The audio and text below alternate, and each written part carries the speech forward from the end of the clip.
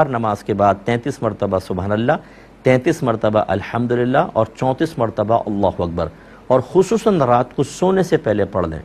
انشاءاللہ پڑھ کر دیکھیں، صبح اٹھیں گے کتنی تھکن کے ساتھ سوئیں، فریش ہوں گے۔ ایسی آپ ٹائرڈ کوئی ایسا ٹائرڈ کر دینے والا، تھکا دینے والا سفر کر رہے ہوں، اس میں پڑھ کر سو جائیں، انشاءاللہ آپ فریش رہیں گے۔ تو یہ ہماری بہن سے گزارش ہے کہ ایسے ہی کریں، اور گھر کے کام کاج کی امپورٹنس ہو اور نماز پڑھنا بھاری ہو جائے، یہ ظاہر کرتا ہے کہ دل میں تھوڑا سا کمزوری ہے، یعنی دل میں کچھ مرض ہے، ابھی روحانی اعتبار سے طاقت نہیں آئی، ورنہ گھر کا کام بوجھ لگے، نماز بالکل ہلکی محسوس ہو، یہ ہونا چاہیے۔ تو بہرحال فطری تقاضا ہے، میں اس کو وہ بھی نہیں کہہ رہا ہوں کہ آپ گناہ گار ہو رہی ہیں، لیکن یہ ضرور ہے کہ نماز سے شغف رکھیں۔ نبی کریم صلی اللہ علیہ وسلم نے ارشاد فرمایا، بروز قیامت سب سے پہلے تم سے تمہاری نماز کے بارے میں سوال ہوگا، اگر یہ پوری ہوئی تو آگے آسانی ہے، اور اگر اس میں کمی ہوئی تو آگے تنگی اور سختی ہے۔ کہ عورتیں سجدہ مردوں کی طرح نہ کریں پھیل کر، یہ مصنف ابن ابی شیبہ کے اندر آپ دیکھ لیجئے، آثار بکثرت موجود ہیں۔ حضرت علی رضی اللہ تعالیٰ عنہ نے دو عورتوں کو مردوں کی طرح سجدے کرتے ہوئے دیکھا تو آپ نے منع فرمایا سمٹ کے سجدہ کرو۔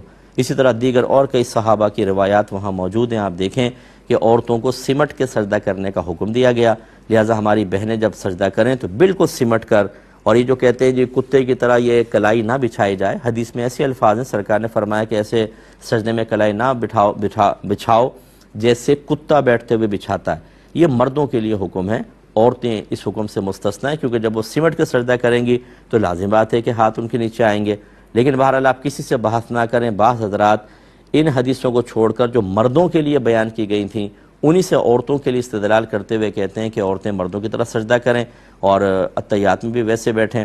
یہ لے لیتے ہیں بھی کہ کویسچن انہوں نے پوچھا کہ مسجد میں مانگنے والے کو روٹی دینے کی کیا شرعی حیثیت ہے؟ دیکھیں، جو سائل مسجد میں کھڑے ہو کر بلند آواز سے اپنے لیے سوال کرے، اسے چاہے کسی بھی شکل میں آپ کچھ دیں، یہ گناہ ہوتا ہے۔ نہ پیسہ دے سکتے ہیں، نہ روٹی دے سکتے ہیں۔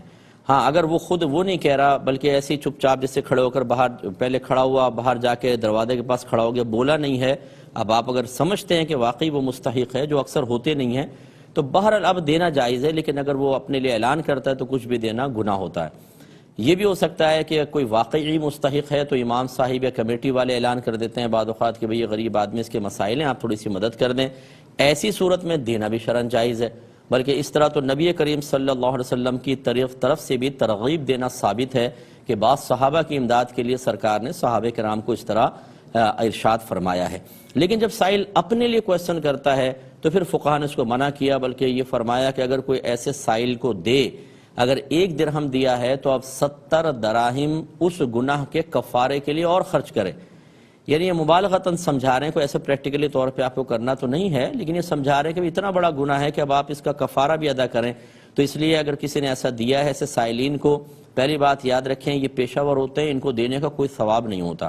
میں بارہا سمجھا چکا ہوں کہ آپ یہ کہتے ہیں کہ جی ہم تو اللہ کے لیے دے رہے ہیں حسن ظن قائم کر کے، اس کا مطلب اگر حسن ظن قائم کر کے اللہ کے لیے کسی ہیروئن چی کو ہیروئن پکڑا دیں، کسی کڈنیپر کو سامان فراہم کر دیں، کسی گن پوائنٹ پہ موبائل چھیننے والے کو میں ٹی دے دوں کہ چلو یار بیچارے کے بعد روزگار نہیں، اس طرح کر لو، تو کیا یہ شرعاً جائز ہو جائے گا؟ جو چیز حرام ہے اس میں تعاون گناہ ہوتا ہے، اس میں آپ کی اچھی نیت اس برائی کو بدل نہیں سکتی ہے، نہ اس کے حق میں بدلے گی وہ گناہ رہے گا، نہ آپ کے حق میں بدلے گی گناہ ہوگا۔ جیسے ایک اور ہم مثال دیتے ہیں کہ کوئی شخص اگر امیروں کو لوٹ کر غریبوں کے اندر پیسہ تقسیم کر دے تو کیا یہ جائز ہوگا؟ اگر کوئی آپ کے گھر میں لوٹ مار کر کے غریبوں کی بستی میں تقسیم کر دے، آپ اس سے راضی ہو جائیں گے؟ ہرگز نہیں ہوں گے۔ تو اس میں ذرا سمجھا کریں، ایسے لوگوں کو مت دیں۔ اسی وجہ سے روڈیں ہماری آباد ہیں، کراچی کے اندر روڈوں پہ جانا مشکل ہو گیا ہے، اور ہر جگہ کا تقریباً یہی حال ہے۔ ایک جگہ گاڑی کھڑی کریں، 6 8 10 آ جاتے ہیں، اور آرام سے اگر چلیں آپ کھڑے ہو گئے، کوئی دینا چاہے نہ دینا چاہے نہیں، دروازے بجائیں گے زور زور سے، گاڑی پہ ہاتھ ماریں گے، اور بعضوں کو تو یہاں تک آپ دیکھیں گے کہ اگر آپ نہیں دیں گے تو وہ بددعائیں دیتے ہوئے جائیں گے، برا بھلا کہتے ہوئے جائیں گے، بعض لعنت بھی کر دیتے ہیں بعضوں کو۔ یہ جو پیشہ ور قسم کے لوگ ہوتے ہیں، ان لوگوں کو دینا شرعاً جائز نہیں ہے۔ ٹھیک ہے۔ اور میرا دوسرا سوال یہ ہے کہ یہ ڈرامے وغیرہ ہم جو دیکھتے ہیں، اگر کوئی بہت اچھے ڈرامے ہوں، موضوعاتی ڈرامے ہوں، لیکن اس میں بھی میوزک وغیرہ تو ہوتا ہے، تو اس میں گناہ کا کیا ہے، مطلب کس طرح دیکھیں؟ ٹھیک ہے، اور کوئی سوال؟ بہت شکریہ جی ہاں، بہن نے یہ ڈرامے کے بارے میں کہا کہ اچھے اصلاحی ڈرامے، تو اصلاحی ڈرامے خواتین کے لیے حکم ہے، مرد کا تو پھر علیحدہ ہے، لیکن خواتین اصلاحی ڈرامے دیکھ سکتی ہیں بالکل۔ لیکن بعض ڈرامے ایسے ہوتے ہیں کہ وہ بچیوں کے اندر غلط قسم کی تحریک پیدا کر دیتے ہیں. اس میں ضرور اجتناب کرنا ہوگا کیونکہ ایک لمحہ ہی ہوتا ہے بس انسان کے قلب اور ذہن کے پلٹنے کا, اس کا بہت خیال رکھا جائے. باقی اگر مقصود اصل میں اصلاحی ڈرامہ ہے اور ضمناً پیچھے میوزک چل رہا ہے تو وہ چونکہ ہمارا مطمع نظر نہیں ہوتا, اس کو کہتے ہیں تابع ہے, تو اس لیے اس کا اصل کا حکم نہیں ہوتا.